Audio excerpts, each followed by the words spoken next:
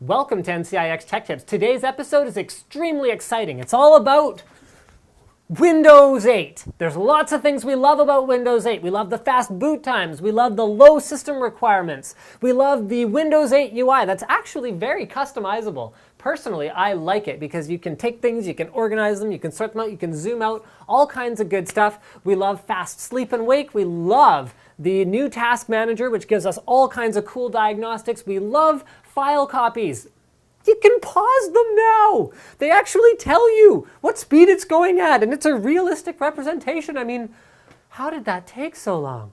The thing we don't like is that when we go to our classic desktop mode, we like that besides the Windows 8 UI, we have classic desktop mode. The thing we don't like is where's the start menu? Today's NCIX Tech Tips, we're going to show you how, in a few simple steps, you can add the start menu back to Windows 8.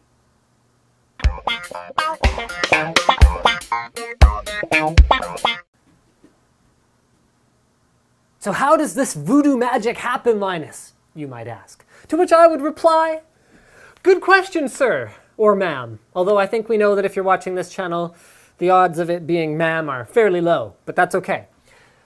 I'm a big fan of NCIX. If you've been watching for a while, you already know that. NCIX is basically a simple way for you to go, oh yeah, I like Chrome and Firefox and Skype and AIM. Who uses AOL Instant Messenger anymore?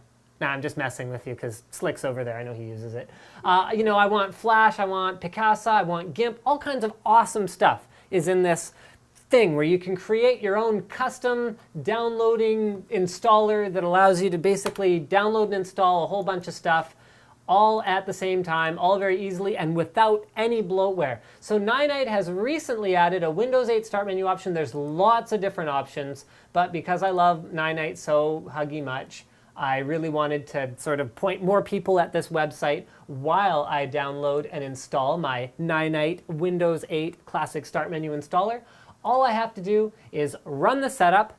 It will download the latest version of this Start Menu adder or anything else that I select. They'll always grab the latest version and download it all into a nice, tidy little file that then installs it all and guides you through all the prompts and all that good stuff. And then there's a little thing where you can share NCIX, but I'm already doing that, so there you have it. The start menu is there.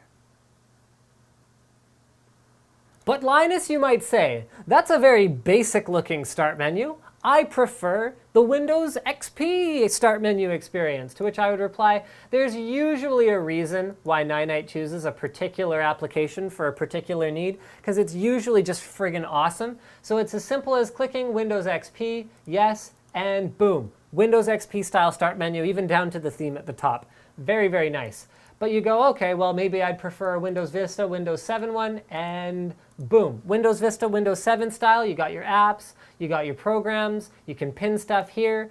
The one thing that seems to be missing from this one is that games dedicated thing, which was kind of cool, but now that we all use Steam anyway, I think it's not that relevant. However, check this out. So there's a bunch of other things you can change. Basic settings like how long the delays are for when you mouse over something. Skip metro screen, enable start button. Okay, these, I'm assuming you would leave those checked. Windows key opens. You can change what your Windows key actually does, whether it's classic start menu, Windows start screen, or start menu and desktop, and start screen and metro, which is probably about right. That's what I would want it to do. So I'm going to change it to that since this is a machine we actually use from time to time.